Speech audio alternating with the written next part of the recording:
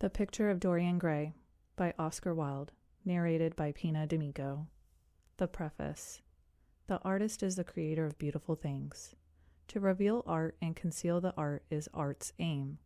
The critic is he who can translate into another manner or a new material his impression of beautiful things.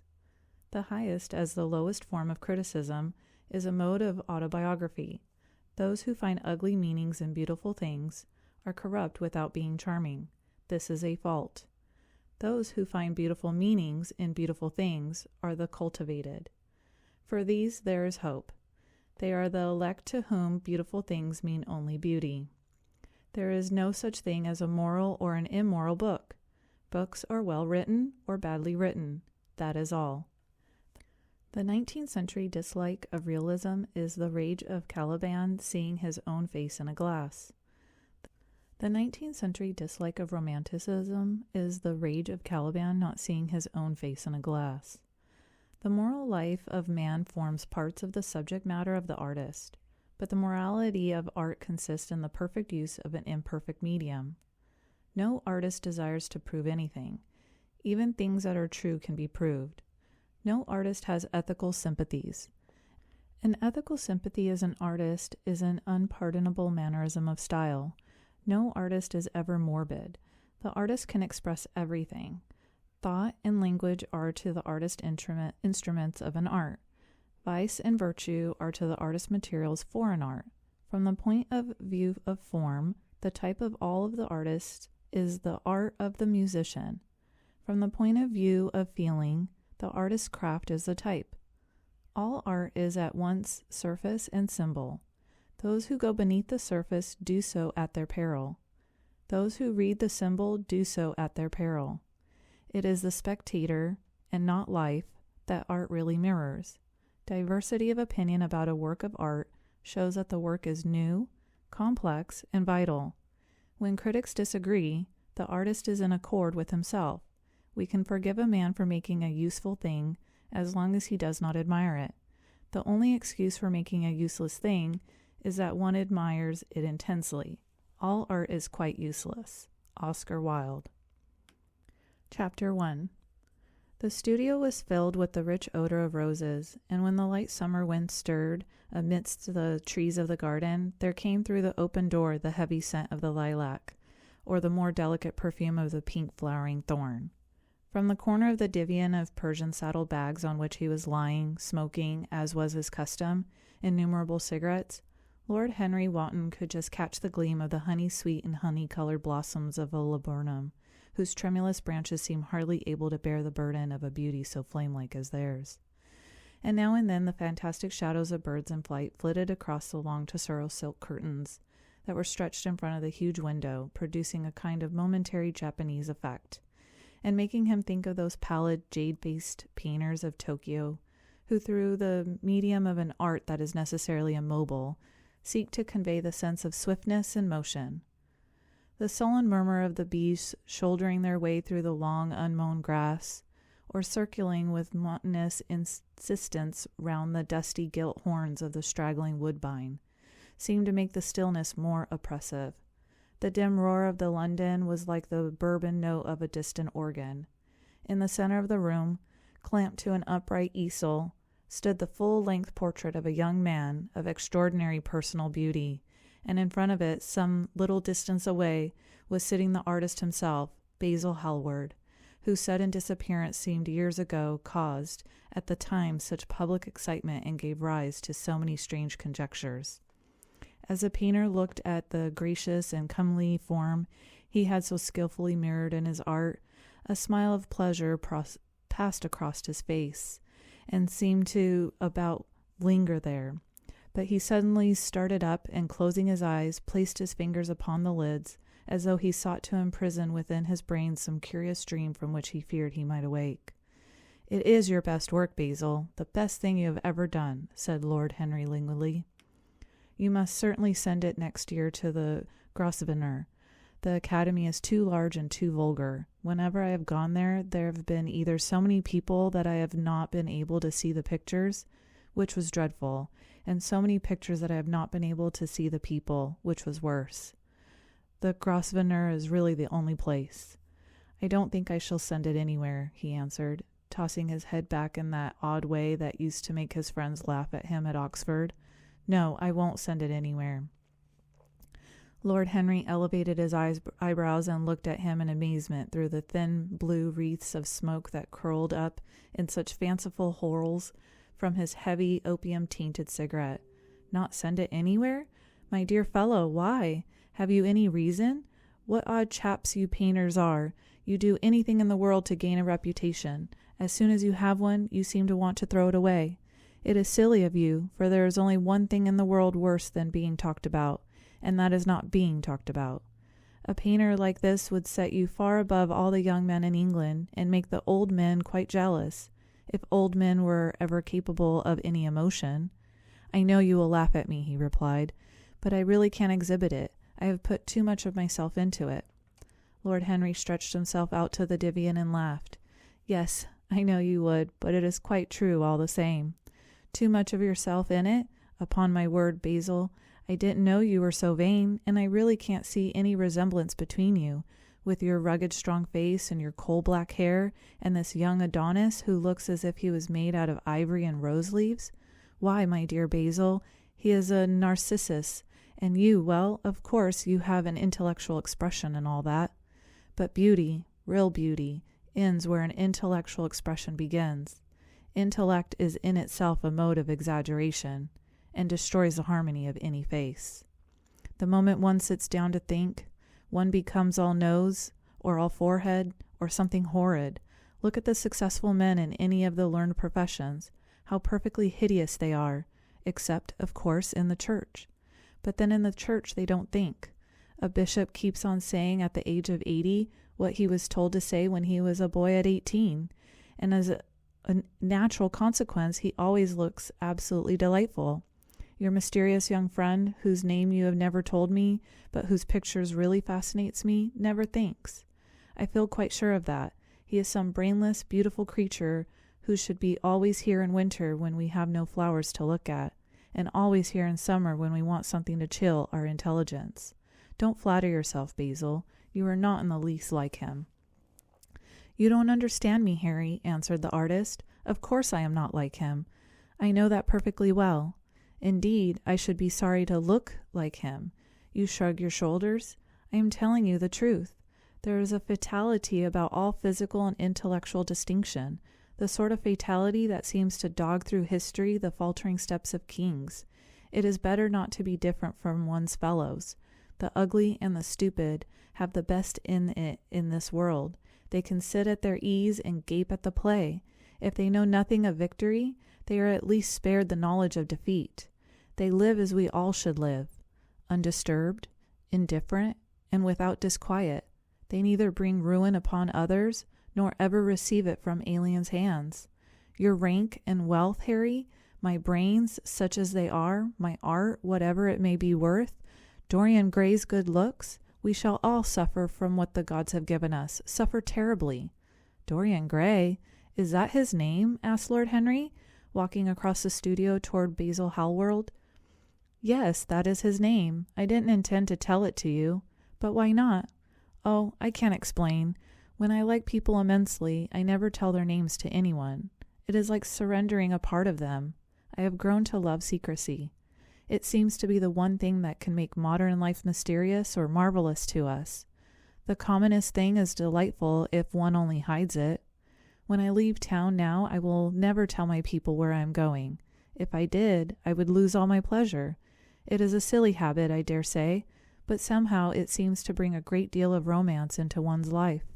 I suppose you think me awfully foolish about it. Not at all, answered Lord Henry. Not at all, my dear Basil. You seem to forget that I am married, and the one charm of marriage is that it makes a life of deception absolutely necessary for both parties. I never know where my wife is, and my wife never knows what I am doing. When we meet, we do meet occasionally. When we dine out together or go down to the Duke's, we tell each other the most absurd stories with the most serious faces. My wife is very good at it, much better, in fact, than I am. She never gets confused over her dates, and I always do. But when she does find me out, she makes no row at all. I sometimes wish she would, but she merely laughs at me. I hate the way you talk about your married life, Harry, said Basil Hallward, strolling towards the door that leads into the garden. I believe that you are really a very good husband, but that you are thoroughly ashamed of your own virtues. You are an extraordinary fellow. You never say a moral thing, and you never do a wrong thing. Your cynicism is simply a pose. Being natural is simply a pose, and the most irritating pose I know, cried Lord Henry, laughing, and the two young men went out into the garden together and ensconced themselves on a long bamboo seat that stood in the shade of a tall laurel bush. The sunlight slipped over the polished leaves. In the grass, white daisies were tremulous. After a pause, Lord Henry pulled out his watch. I am afraid I must be going, Basil, he murmured, and before I go, I insist on your answering a question I put to you some time ago. What is that? Said the painter, keeping his eyes fixed on the ground. You know quite well. I do not, Harry.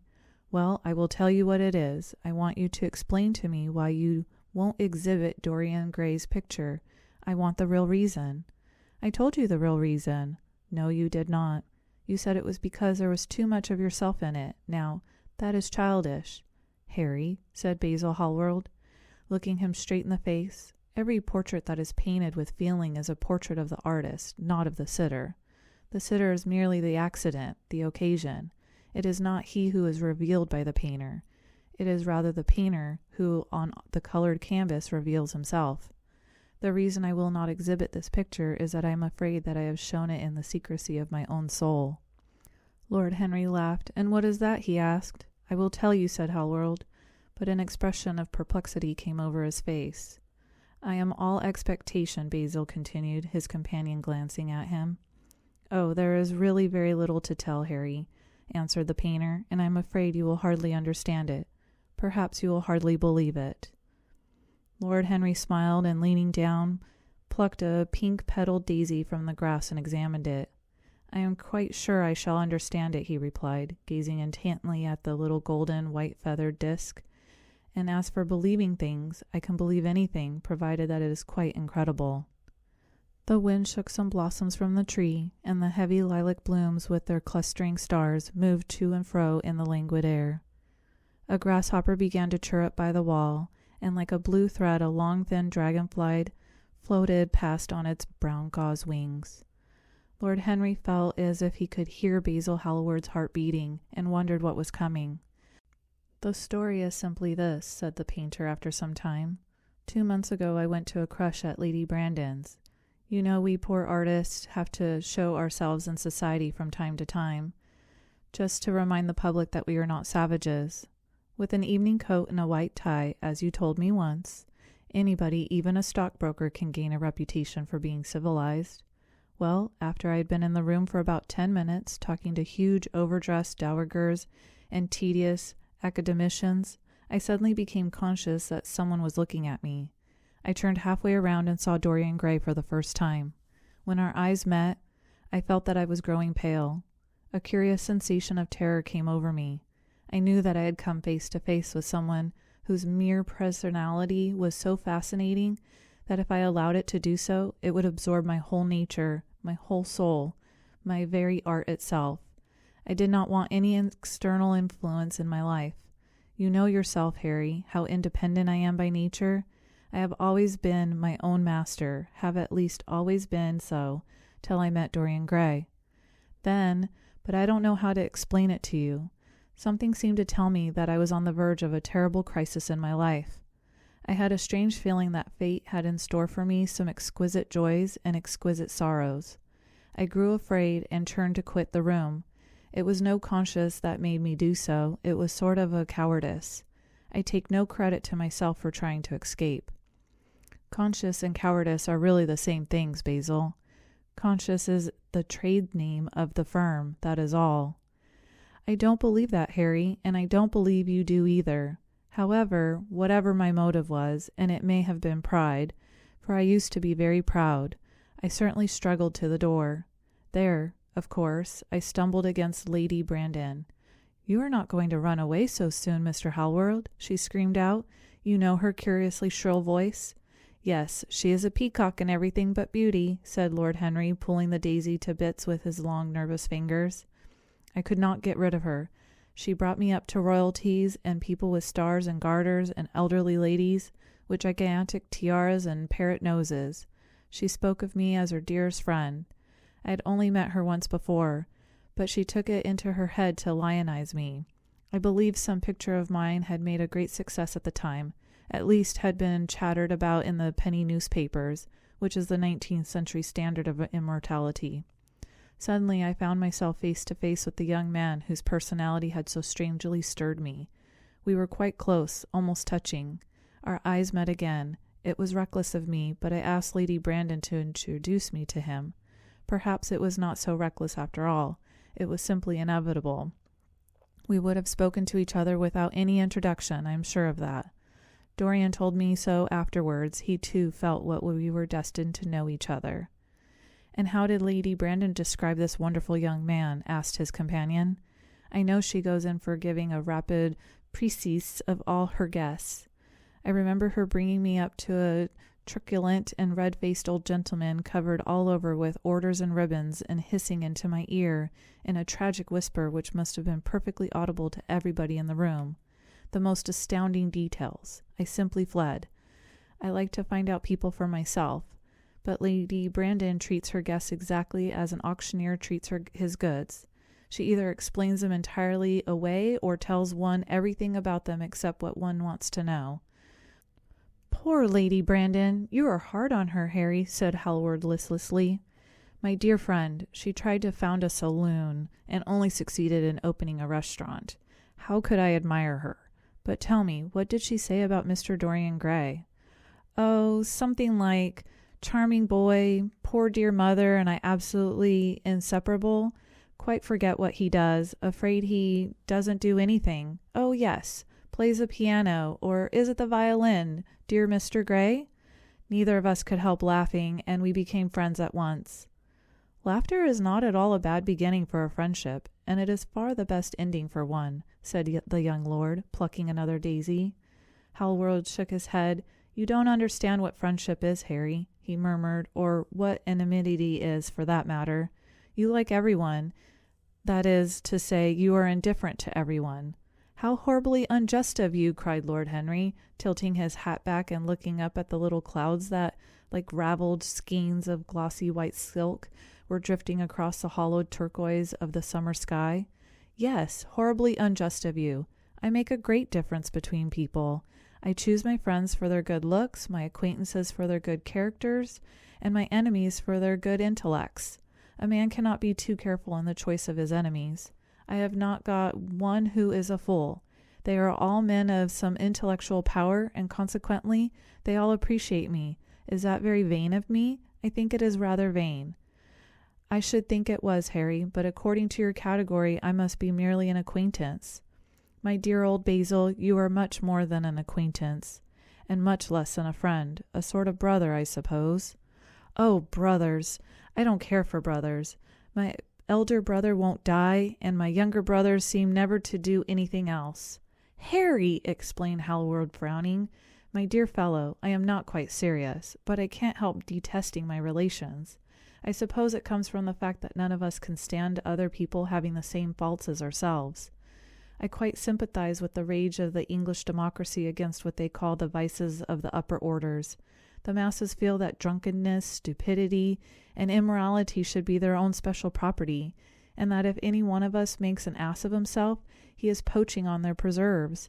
With poor Southwark got into the divorce court, their indignation was quite magnificent. And yet I don't suppose that 10% of the proletariat live correctly. I don't agree with a single word that you have said, and what is more, Harry, I feel sure you don't either. Lord Henry stroked his pointed brown beard and tapped the toe of his patent leather boot with a tasseled ebony cane. How English you are, Basil! That is the second time you have made that observation. If one puts forward an idea to a true Englishman, always a rash thing to do, he never dreams of considering whether the idea is right or wrong. The only thing he considers of any importance is whether one believes it oneself. Now, the value of an idea has nothing whatsoever to do with the sincerity of the man who expresses it. Indeed, the probabilities are that the more insincere the man is, the more purely intellectual will the idea be, as in that case it will not be colored by either his wants, his desires, or his prejudices. However, I don't propose to discuss politics, sociology, or metaphysics with you. I like persons better than principles, and I like persons with no principles better than anything else in the world. Tell me more about Mr. Dorian Gray. How often do you see him? Every day. I couldn't be happy if I didn't see him every day. He is absolutely necessary to me. How extraordinary! I thought you would never care for anything but your art. He is all my art to me now, said the painter gravelly. I sometimes think, Harry, that there are only two eras of any importance in the world's history. The first is the appearance of a new medium for art, and the second is the appearance of a new personality for art also. What the invention of oil painting was to the Venetians, the face of Antonius was to late Greek sculpture, and the face of Dorian Gray will some day be to me. It is not merely that I paint from him, draw from him, sketch from him. Of course I have done all that, but he is much more to me than a model or a sitter. I won't tell you that I am dissatisfied with what I have done of him, or that his beauty is such that art cannot express it. There is nothing that art can not express. And I know that the work I have done since I've met Dorian Gray is good work, is the best work of my life. But in some curious way, I wonder, will you understand me? His personality has suggested to me an entirely new manner in art, an entirely new mode of style. I see things differently. I think of them differently. I can now recreate life in a way that was hidden from me before. A dream of form and days of thought? Who is it who says that? I forget. But it is what Dorian Gray has been to me. The merely visible presence of this lad, for he seems to me little more than a lad, though he is really over 20, his merely visible presence. Ah, I wonder, can you realize all that means? Unconsciously, he defines for me the lines of a fresh school, a school that it is to have in it all the passion of the romantic spirit, all the perfection of the spirit that is Greek. The harmony of soul and body, how much that is. We in our madness have separated the two, and have invented a realism that is vulgar, an identity that is void. Harry, if you only knew what Dorian Gray is to me.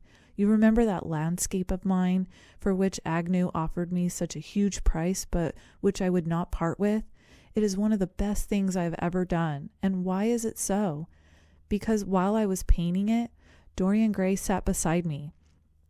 Some subtle influence passed from him to me, and for the first time in my life I saw in the plain woodland the wonder I had always looked for and always missed. Basil, that is extraordinary. I must see Dorian Gray. Hallworld got up from the seat and walked up and down the garden. After some time he came back. Harry, he said, Dorian Gray is to me simply a motive in art. You might see nothing in him. I see everything in him. He is never more present in my work than when no image of him is there. He is a suggestion, as I have said, of a new manner. I find him in the curves of certain lines, in the loveliness and subtleties of certain colors, that is all. Then why won't you exhibit his portrait? Asked Lord Henry. Because, without intending it, I have put into it some expression of all this curious artistic idolatry, of which, of course, I have never cared to speak to him. He knows nothing about it. He shall never know anything about it. But the world might guess it, and I will not bare my soul to their shallow prying eyes. My heart shall never be put under their microscope. There is too much of myself in the thing, Harry, too much of myself. Poets are not so scrupulous as you are. They know how useful passion is for publication. Nowadays a broken heart will run to many editions. I hate them for it, cried Hallward. An artist should create beautiful things, but should put nothing of his own life into them. We live in an age when men treat art as if it were meant to be a form of autobiography. We have lost the abstract sense of beauty. Some day I will show the world what it is, and for that reason the world shall never see my portrait of Dorian Gray. I think you are wrong, Basil, but I won't argue with you. It is only the intellectually lost who ever argue. Tell me, is Dorian Gray very fond of you? The painter considered for a few moments. He likes me, he answered after a pause. I know he likes me. Of course I flatter him dreadfully.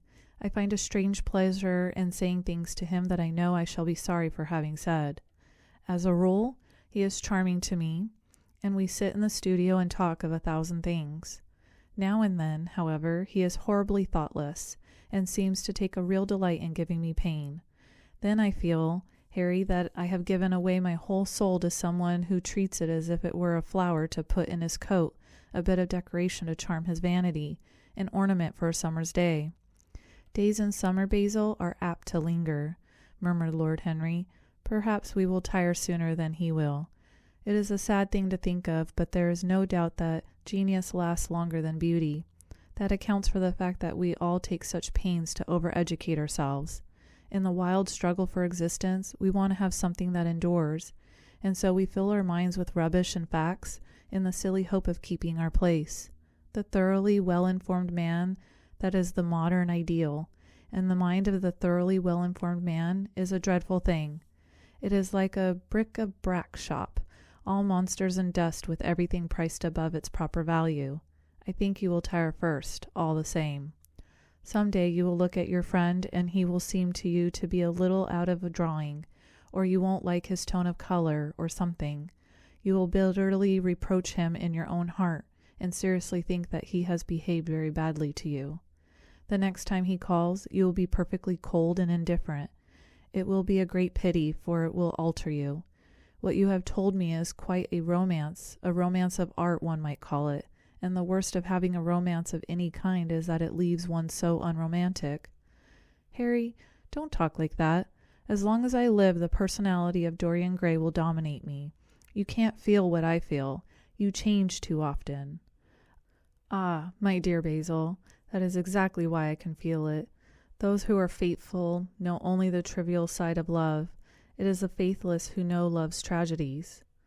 And Lord Henry struck a light on a dainty silver case and began to smoke a cigarette with a self-conscious and satisfied air, as if he had summed up the world in a phrase. There was a rustle of chirruping sparrows in the green lacquer leaves of the ivy, and the blue cloud shadows chased themselves across the grass like a swallow's. How pleasant it was in the garden, and how delightful other people's emotions were, much more delightful than their ideas, it seemed to him. One's own soul and the passions of one's friends, those were the fascinating things in life. He pictured to himself with silent amusement the tedious luncheon that he had missed by staying so long with Basil Hallward. Had he gone to his aunt's, he would have been sure to have met Lord Goodbody there, and the whole conversation would have been about the feeding of the poor and the necessity for model lounging houses. Each class would have preached the importance of those virtues, for those exercised there was no necessity in their own lives. The rich would have spoken on the value of thrift, and the idle growing eloquent over the dignity of the labor. It was charming to have escaped all that. As he thought of his aunt, an idea seemed to strike him. He turned to Hallward and said, "My dear fellow, I have just remembered." "Remembered what, Harry?" "Where I heard the name of Dorian Gray." "Where was it?" asked Hallward with a slight frown. "Don't look so angry, Basil. It was at my aunt, Lady Agatha's. She told me she had discovered a wonderful young man who was going to help her in the East End, and that his name was Dorian Gray. I am bound to state that she never told me he was good-looking. Women have no appreciation of good looks, at least, good women have not. She said that he was very earnest and had a beautiful nature. I at once pictured to myself a creature with spectacles and lank hair, horribly freckled, and tramping about on huge feet. I wish I had known it was your friend. I am very glad you didn't, Harry." "Why?" "I don't want you to meet him." "You don't want me to meet him?" "No. Mr. Dorian Gray is in the studio, sir," said the butler, coming into the garden. "You must introduce me now," cried Lord Harry, laughing. The painter turned to his servant, who stood blinking in the sunlight. "Ask Mr. Gray to wait, Parker. I shall be in a few moments." The man bowed and went up the walk. Then he looked at Lord Henry. "Dorian Gray is my dearest friend," he said. "He has a simple and a beautiful nature. Your aunt was quite right in what she had said to him. Don't spoil him. Don't try to influence him. Your influence would be bad. The world is wide and has many marvelous people in it. Don't take away from me the one person who gives to my art whatever charm it possesses. My life as an art depends on him. Mind, Harry, I trust you." He spoke very slowly, and the words seemed wrung out of him almost against his will. "What nonsense you talk," said Lord Harry, smiling, and taking Hallworld by the arm, he almost led him into the house. Chapter 2. As they entered, they saw Dorian Gray. He was seated at the piano, with his back to them, turning over the pages of a volume of Schumann's Forest Scenes. "You must lend me these, Basil," he cried. "I want to learn them. They are perfectly charming." "That entirely depends on how you sit today, Dorian." "Oh, I am tired of sitting, and I don't want a life-size portrait of myself," answered the lad, swinging round on the music stool in a wilful, petulant manner. When he caught sight of Lord Henry, a faint blush colored his cheeks for a moment, and he started up. "I beg your pardon, Basil, but I didn't know you had anyone with you." "This is Lord Henry Wotton, Dorian, an old Oxford friend of mine. I had just been telling him what a capital sitter you were, and now you have spoiled everything."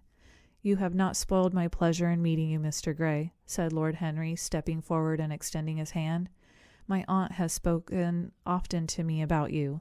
You are one of her favorites, and I am afraid one of her victims also."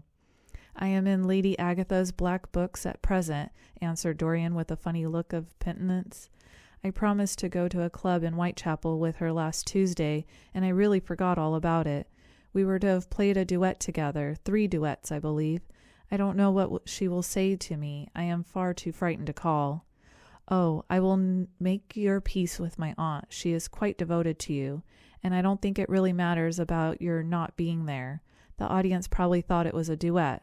When Aunt Agatha sits down to the piano, she makes quite enough noise for 2 people." "That is very horrid to her, and not very nice to me," answered Dorian, laughing. Lord Henry looked at him. Yes, he was certainly wonderfully handsome, with his finely curved scarlet lips, his frank blue eyes, his crisp gold hair. There was something in his face that made one trust him all once. All the candor of youth was there, as well as youth's passionate purity. One felt that he had kept himself unspotted from the world. No wonder Basil Hallworld worshipped him. "You are too charming to go in for philanthropy, Mr. Gray, far too charming." And Lord Henry flung himself down on the divan and opened his cigarette case. The painter had been busy mixing his colors and getting his brushes ready. He was looking worried, and when he heard Lord Henry's last remark, he glanced at him, hesitated for a moment, and then said, "Harry, I want to finish this picture today. Would you think it awfully rude of me if I asked you to go away?" Lord Henry smiled and looked at Dorian Gray. "Am I to go, Mr. Gray?" he asked. "Oh, please don't, Lord Henry. I see that Basil is in one of his sulky moods, and I can't bear him when he sulks. Besides, I want you to tell me why I should not go in for philanthropy." "I don't know that I should tell you that, Mr. Gray. It is so tedious a subject that one would have to talk seriously about it. But I certainly shall not run away, now that you have asked me to stop. You don't really mind, Basil, do you? You have often told me that you liked your sitters to have someone to chat to." Hallworld bit his lip. "If Dorian wishes it, of course you must stay. Dorian's whims are laws to everybody except himself." Lord Henry took up his hat and gloves. "You are very pressing, Basil, but I am afraid I must go. I have promised to meet a man at the Orleans. Goodbye, Mr. Gray. Come and see me some afternoon in Curzon Street. I am nearly always at home at 5 o'clock. Write to me when you are coming. I should be sorry to miss you." "Basil," cried Dorian Gray, "if Lord Henry Wotton goes, I shall go too. You never open your lips while you are painting, and it is horribly dull standing on a platform and trying to look pleasant. Ask him to stay. I insist upon it." "Stay, Harry, to oblige Dorian, and to oblige me," said Hallworld, gazing intently at his picture. "It is quite true. I never talk when I am working, and never listen either, and it must be dreadfully tedious for my unfortunate sitters. I beg you to stay." "But what about my man at the Orleans?" The painter laughed. "I don't think there will be any difficulty about that. Sit down again, Harry. And now, Dorian, get up on the platform and don't move about too much, or pay any attention to what Lord Henry says. He has a very bad influence over all his friends, with the single exception of myself." Dorian Gray stepped up on the dais with the air of a young Greek martyr, and made a little moue of discontent to Lord Henry, to whom he had rather taken a fancy. He was so unlike Basil. They made a delightful contrast, and he had such a beautiful voice. After a few moments he said to him, "Have you really a very bad influence, Lord Henry? As bad as Basil says?" "There is no such thing as a good influence, Mr. Gray. All influence is immoral from the scientific point of view." "Why?" "Because to influence a person is to give him one's own soul. He does not think his natural thoughts or burn with his natural passions. His virtues are not real to him. His sins, if there are such things as sins, are borrowed. He becomes an echo of someone else's music, an actor of a part that has not been written for him. The aim of life is self-development, to realize one's nature perfectly. That is what each of us is here for. People are afraid of themselves, nowadays. They have forgotten the highest of all duties, the duty that one owes to oneself. Of course they are charitable. They feed the hungry and clothe the beggar, but their own souls starve and are naked. Courage has gone out of our race. Perhaps we never really had it. The terror of society, which is the basis of morals, the terror of God, which is the secret of religion, these are the two things that govern us. And yet—" "Just turn your head a little more to the right, Dorian, like a good boy," said the painter, deep in his work and conscious only that a look had come into the lad's face that he had never seen there before. "And yet," continued Lord Henry, in his low, musical voice, and with that graceful wave of the hand that was always so characteristic of him, and that he had even in his Eton days, "I believe that if one man were to live out his life fully and completely, were to give form to every feeling, expression to every thought, reality to every dream, I believe that the world would gain such a fresh impulse of joy that we would forget all the maladies of medievalism and return to the Hellenic ideal, to something finer, richer than the Hellenic ideal it may be. But the bravest man among us is afraid of himself. The mutilation of the savage has its tragic survival in the self-denial that mars our lives. We are punished for our refusals. Every impulse that we strive to strangle broods in the mind and poison us. The body sins once and has done with its sin, for action is a mode of purification. Nothing remains then but the recollection of a pleasure or the luxury of a regret. The only way to get rid of a temptation is to yield to it, resist it, and your soul grows sick with longing for the things it has forbidden to itself, with desire for its monstrous laws have made monstrous and unlawful. It has been said that the great events of the world take place in the brain. It is in the brain, and the brain only, that the great sins of the world take place also. You, Mr. Gray, you yourself, with your rose-red youth and your rose-white boyhood, you have had passions that have made you afraid, thoughts that have filled you with terror, daydreams and sleeping dreams whose merry memory might stain your cheeks with shame. "Stop!" faltered Dorian Gray. "Stop! You bewilder me. I don't know what to say. There is some answer to you, but I cannot find it. Don't speak. Let me think. Or rather, let me try to think." For nearly 10 minutes he stood there, motionless, with parted lips and eyes strangely bright. He was dimly conscious that entirely fresh influences were at work within him, yet they seemed to him to have come really from himself. The few words that Basil's friend had said to him, words spoken by chance, no doubt, and with willful paradox in them, had touched some secret chord that had never been touched before, but that he felt was now vibrating and throbbing to curious pulses. Music had stirred him like that. Music had troubled him many times, but music was not articulate. It was not a new world, but rather another chaos that it created in us. Words! Mere words! How terrible they were! How clear and vivid and cruel! One could not escape them. And yet, with a subtle magic, there was in them. They seemed to be able to give a plastic form to formless things, and to have a music of their own as sweet as the viol or the lute. Mere words! Was there anything so real as words? Yes. There had been things in his boyhood that he had not understood. He understood them now. Life suddenly became fury-colored to him. It seemed to him that he had been walking on fire. Why had he not known it? With his subtle smile, Lord Henry watched him. He knew the precise psychological moment when to say nothing. He felt intensely interested. He was amazed at the sudden impression that his words had produced, and remembering a book that he had read when he was 16, a book which had revealed to him much that he had not known before, he wondered whether Dorian Gray was passing through a similar experience. He had merely shot an arrow into the air. Had it hit the mark? How fascinating the lad was! Wilde painted away with that marvelous bold touch of his, that had the true refinement and perfect delicacy that in art, at any rate, comes only from strength. He was unconscious of the silence. "Basil, I am tired of standing," cried Dorian Gray suddenly. "I must go out and sit in the garden. The air is stifling here." "My dear fellow, I am so sorry. When I am painting, I can't think of anything else. But you never sat better. You were perfectly still, and I have caught the effect I wanted. The half-parted lips and the bright look in the eyes. I don't know what Harry has been saying to you, but he has certainly made you have the most wonderful expression. I suppose he has been paying you compliments. You mustn't believe a word that he says." "He has certainly not been paying me compliments. Perhaps that is the reason that I don't believe anything he has told me." "You know you believe it all," said Lord Henry, looking at him with his dreamy, languorous eyes. "I will go out to the garden with you. It is horribly hot in the studio. Basil, let us have something iced to drink, something with strawberries in it." "Certainly, Harry. Just touch the bell, and when Parker comes, I will tell him what you want. I have got to work up this background, so I will join you later. Don't keep Dorian too long. I have never been in a better form for painting than I am today. This is going to be my masterpiece. It is my masterpiece as it stands."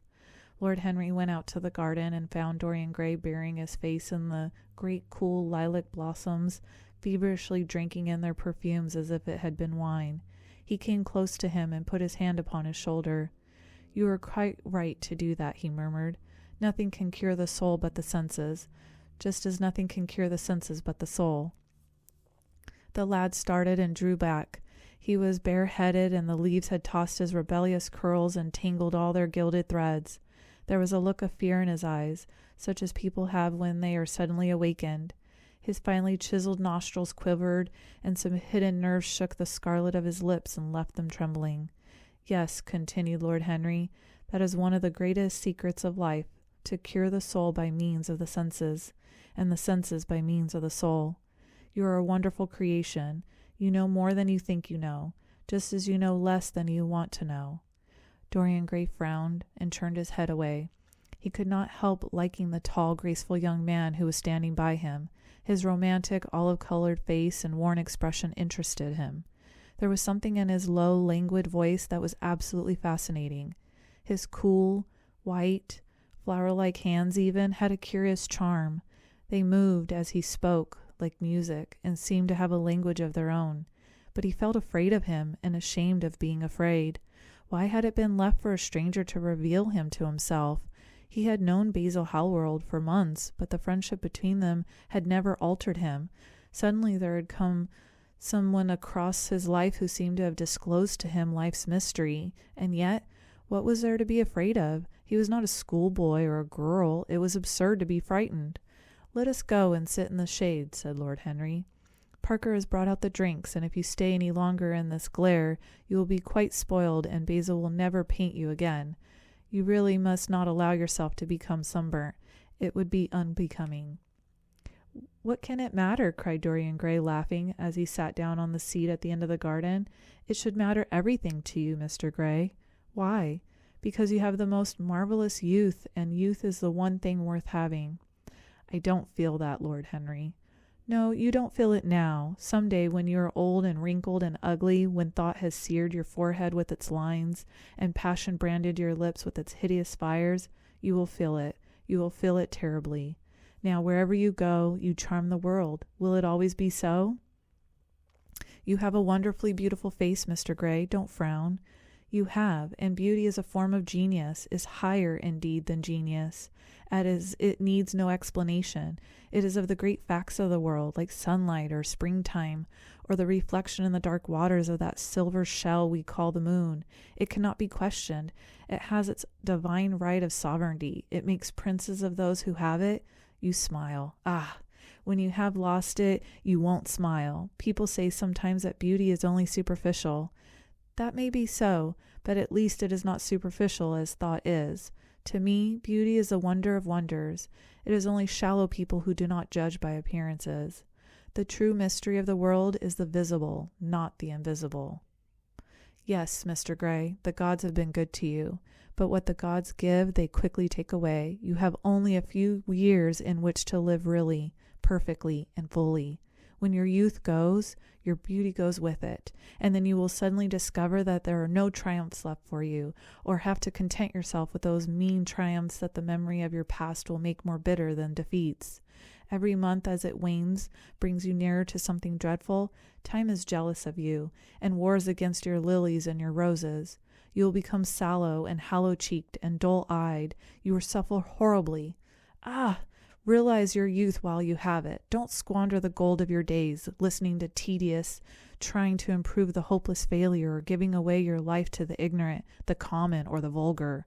These are the sickly aims, the false ideals of our age. Live the wonderful life that is in you. Let nothing be lost upon you. Be always searching for new sensations. Be afraid of nothing. A new hedonism. That is what our century wants. You might be its visible symbol. With your personality, there is nothing you could not do. The world belongs to you for a season. The moment I met you, I saw that you were quite unconscious of what you really are and what you really might be. There was so much in you that charmed me that I felt I must tell you something about yourself. I thought how tragic it would be if you were wasted, for there is such a little time that your youth will last, such a little time. The common hill flowers wither, but they blossom again. The laburnum will be as yellow next June as it is now. In a month there will be purple stars on the clematis, and year after year the green night of its leaves will hold its purple stars. But we never get back our youth. The pulse of joy that beats in us as 20 becomes sluggish, our limbs fail, our senses rot. We degenerate into hideous puppets, haunted by the memory of the passions of which we were too much afraid, and the exquisite temptations that we had not the courage to yield to. Youth! Youth! There is absolutely nothing in the world but youth! Dorian Gray listened, open-eyed and wondering. The spray of lilac fell from his hand upon the gravel. A fury bee came and buzzed around it for a moment. Then it began to scramble all over the oval stellated globe of the tiny blossoms. He watched it with that strange interest in trivial things that we try to develop when things of high import make us afraid, or when we are stirred by some new emotion for which we cannot find expression, or when some thought that terrifies us lays sudden siege to the brain and calls on us to yield. After a time, the bee flew away. He saw it creeping into the stained trumpet of a Tyrian convolvulus. The flower seemed to quiver and then swayed gently to and fro. Suddenly the painter appeared at the door of the studio and made staccato signs for them to come in. They reached to each other and smiled. "I am waiting," he cried. "Do come in. The light is quite perfect, and you can bring your drinks." They rose up and sauntered down the walk together. 2 green and white butterflies fluttered past them, and in the pear tree at the corner of the garden a thrush began to sing. "You are glad you have met me, Mr. Gray," said Lord Henry, looking at him. "Yes, I am glad now. I wonder, shall I always be glad?" "Always? That is a dreadful word. It makes me shudder when I hear it. Women are so fond of using it. They spoil every romance by trying to make it last forever. It is a meaningless word, too. The only difference between a caprice and a lifelong passion is that the caprice lasts a little longer." As they entered the studio, Dorian Gray put his hand upon Lord Henry's arm. "In that case, let our friendship be a caprice," he murmured, flushing at his own boldness, then stepped up on the platform and resumed his pose. Lord Henry flung himself into a large wicker armchair and watched. The sweep and dash of the brush of the canvas made only the sound that broke the stillness, except when, now and then, Wilde stepped back to look at his work from a distance. In the slanting beams that streamed through the open doorway, the dust danced and was golden. The heavy scent of the roses seemed to brood over everything. After about a quarter of an hour, Wilde stopped painting, looked for a long time at Dorian Gray, and then for a long time at the picture, biting at the end of his huge brushes and frowning. "It is quite finished," he cried at last, and stooping down, he wrote his name in long vermilion letters on the left-hand corner of the canvas. Lord Henry came over and examined the picture. It was certainly a wonderful work of art, and a wonderful likeness as well. My dear fellow, I congratulate you most warmly, he said. It is the finest portrait of modern times. Mr. Gray, come over and look at yourself. The lad started as if awakened from some dream. Is it really finished? He murmured, stepping down from the platform. Quite finished, said the painter, and you have sat splendidly today. I'm awfully obliged to you. That is entirely due to me, broke in Lord Henry. Isn't it, Mr. Gray? Dorian made no answer, but passed listlessly in front of his picture and turned towards it. When he saw it, he drew back, and his cheeks flushed for a moment with pleasure. A look of joy came into his eyes as if he had recognized himself for the first time. He stood there motionless and in wonder, dimly conscious that Hallward was speaking to him, but not catching the meaning of his words. The sense of his own beauty came on him like a revelation. He had never felt it before. Basil Hallward's compliments had seemed to him to be merely the charming exaggeration of friendship. He had listened to them, laughed at them, and forgotten them.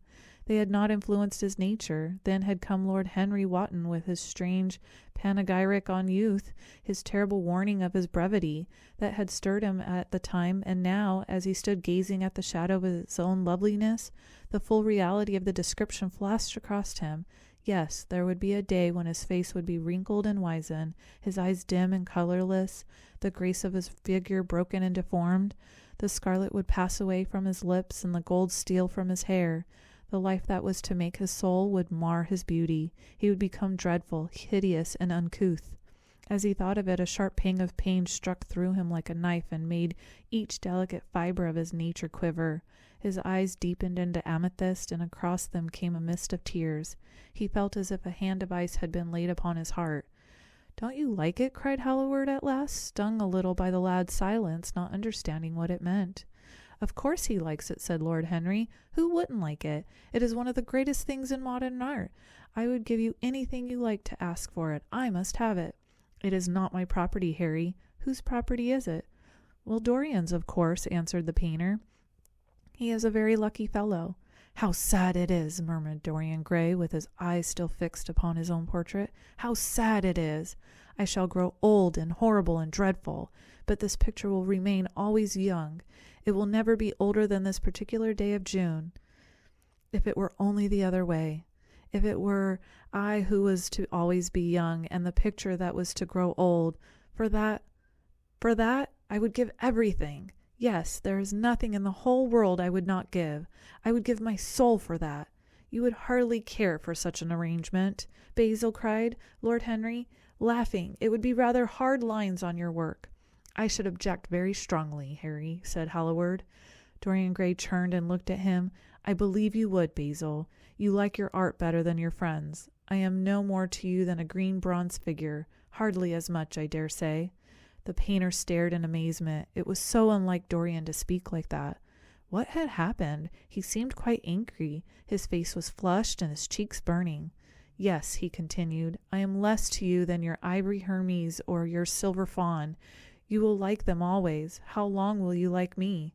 Till I have my first wrinkle, I suppose? I know now that when one loses one's good looks, whatever they may be, one loses everything. Your picture has taught me that. Lord Henry Wotton is perfectly right. Youth is the only thing worth having. When I find that I am growing old, I shall kill myself." Hallward turned pale and caught his hand. "Dorian, Dorian," he cried, "don't talk like that. I have never had such a friend as you, and I shall never have such another. You are not jealous of material things, are you? You who are finer than any of them?" "I am jealous of everything whose beauty does not die. I'm jealous of the portrait you have painted of me. Why should it keep what I must lose? Every moment that passes takes something from me and gives something to it. Oh, if it were only the other way! If the picture could change and I could always be what I am now. Why did you paint it? It will mock me some day, mock me horribly." The hot tears welled into his eyes. He tore his hand away, and flinging himself on the divan, he buried his face in the cushions as though he was praying. "This is your doing, Harry," said the painter bitterly. Lord Henry shrugged his shoulders. "It is the real Dorian Gray, that is all." "It is not." "If it is not, what have I to do with it?" "You should have gone away when I asked you," he muttered. "I stayed when you asked me," was Lord Henry's answer. Harry, I can't quarrel with my two best friends at once, but between you both you have made me hate the finest piece of work I've ever done, and I will destroy it. What is it but canvas and color? I will not let it come across our 3 lives and mar them." Dorian Gray lifted his golden head from the pillow, and with pallid face and tear-stained eyes, looked at him as he walked over to the deal painting table that was sat beneath the high curtained window. What was he doing there? His fingers were straying about among the litter of tin tubes and dry brushes, seeking for something. Yes, it was for the long palette knife with its thin blade of lithe steel. He had found it at last. He was going to rip up the canvas. With a stifled sob, the lad leaped from the couch, and rushing over to Hallward, tore the knife out of his hand and flung it to the end of the studio. "Don't, Basil, don't!" he cried. "It would be murder." "I am glad you appreciate my work at last, Dorian," said the painter coldly, when he had recovered from his surprise. "I never thought you would." "Appreciate it? I'm in love with it, Basil. It is part of myself. I feel that. Well, as soon as you are dry, you shall be varnished and framed and sent home. Then you can do what you like with yourself." And he walked across the room and rang the bell for tea. "You will have tea, of course, Dorian?" "And so will you, Harry? Or do you object to such simple pleasures?" "I adore simple pleasures," said Lord Henry. "They are the last refuge of the complex. But I don't like scenes, except on the stage. What absurd fellows you are, both of you! I wonder what it was defined man as a rational animal. It was the most premature definition ever given. Man is many things, but he is not rational. I am glad he is not. After all, though I wish you chaps would not squabble over the picture, you had much better let me have it, Basil. This silly boy doesn't really want it, and I really do." "If you let any one have it but me, Basil, I shall never forgive you," cried Dorian Gray. "And I don't allow people to call me a silly boy." "You know the picture is yours, Dorian. I gave it to you before it existed. And you know you have been a little silly, Mr. Gray, and that you don't really object to being reminded that you are extremely young." "I should have objected very strongly this morning, Lord Henry." "Ah, this morning. You have lived since then." There came a knock at the door, and the butler entered with a laden tea tray and set it down upon a small Japanese table. There was a rattle of cups and saucers and the hissing of a fluted Georgian urn. 2 globe-shaped china dishes were brought in by a page. Dorian Gray went over and poured out the tea. The 2 men sauntered languidly to the table and examined what was under the covers. "Let us go to the theatre tonight," said Lord Henry. "There is sure to be something on, somewhere. I have promised to dine at White's, but it is only with an old friend, so I can send him a wire to say that I am ill or that I am prevented from coming in consequence of a subsequent engagement. I think that would be a rather nice excuse. It would have all the surprise of candor." "It is such a bore putting on one's dress clothes," muttered Hallward, "and when one has them on, they are so horrid." "Yes," answered Lord Henry dreamily, "the costume of the 19th century is detestable. It is so somber, so depressing. Sin is the only real color element left in modern life." "You must really not say things like that before Dorian, Harry." "Before which Dorian? The one who is pouring out tea for us, or the one in the picture?" "Before either." "I should like to come to the theatre with you, Lord Henry," said the lad. "Then you shall come, and you will come too, Basil, won't you?" "I can't, really. I would sooner not. I have a lot of work to do." "Well, then you and I will go alone, Mr. Gray." "I should like that awfully." The painter bit his lip and walked over, cup in hand, to the picture. "I shall stay with the real Dorian," he said sadly. "Is it the real Dorian?" cried the original of the portrait, strolling across to him. "Am I really like that?" "Yes, you are just like that." "How wonderful, Basil! At least you are like it in appearance, but it will never alter," sighed Hallward. "That is something." "What a fuss people make about fidelity!" exclaimed Lord Henry. "Why, even in love is it purely a question of physiology. It has nothing to do with our own will. Young men want to be faithful and are not. Old men want to be faithless and cannot. That is all one can say." "Don't go to the theatre tonight, Dorian," said Hallward. "Stop and dine with me." "I can't, Basil." "Why?" "Because I have promised Lord Henry Wotton to go with him." "He won't like you the better for keeping your promises. He always breaks his own. I beg you not to go." Dorian Gray laughed and shook his head. "I entreat you." The lad hesitated and looked over at Lord Henry, who was watching them from the tea-table with an amused smile. "I must go, Basil," he answered. "Very well," said Hallward, and he went over and laid down his cup on the tray. "It is rather late, and as you have to dress, you had better lose no time. Goodbye, Harry. Goodbye, Dorian. Come and see me soon. Come tomorrow." "Certainly. You won't forget?" "No, of course not," cried Dorian. "And Harry—" "Yes, Basil? Remember what I asked you when we were in the garden this morning?" "I have forgotten it." "I trust you. I wish I could trust myself," said Lord Henry, laughing. "Come, Mr. Grey. My hansom is outside, and I can drop you at your own place." "Goodbye, Basil. It has been a most interesting afternoon." As the door closed behind them, the painter flung himself on a sofa, and a look of pain came into his face.